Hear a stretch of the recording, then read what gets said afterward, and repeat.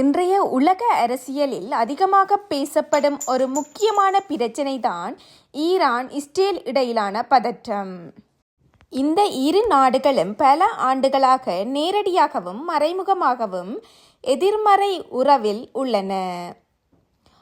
1979ஆம் ஆண்டு நடந்த ஈரானியன் ரெவல்யூஷனுக்கு பிறகு ஈரான் அரசு இஸ்ரேலை அதிகாரபூர்வமாக எதிரியாக கருத ஆரம்பித்தது.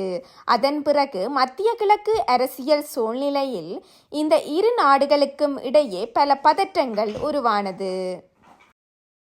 ஈரான் இஸ்ரேலை எதிர்க்கும் சில குழுக்களுக்கு ஆதரவு தருகின்றது என்று இஸ்ரேல் குற்றம் சாட்டுகின்றது. அதே நேரத்தில் ஈரான் தனது பாதுகாப்பிற்காக செயல்படுகின்றது என்று கூறுகிறது. குறிப்பாக ஈரானின் அணு திட்டம் பற்றி இஸ்ரேல் அதிக கவலை தெரிவித்து வருகிறது. இஸ்ரேல் பலமுறை ஈரானின் அணு திட்டம் உலக பாதுகாப்பிற்கு ஆபத்தாக இருக்கலாம் என்று கூறியுள்ளது.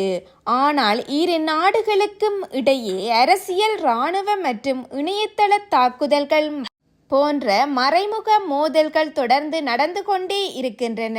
இந்த பதற்றம் அதிகரித்தால் மத்திய கிழக்கு பிராந்தியத்தில் பெரிய போருக்கு வழிவகுக்கும் என்ற பயமும் உலக நாடுகளுக்கு மத்தியில் உள்ளது. அதனால் பல நாடுகள் இந்த பிரச்சினை அமைதியாக தீர வேண்டும் என்று முயற்சி செய்து வருகின்றன. உலகின் சக்தி வாய்ந்த நாடுகள் மற்றும் 10 இராணுவ சக்திகள்.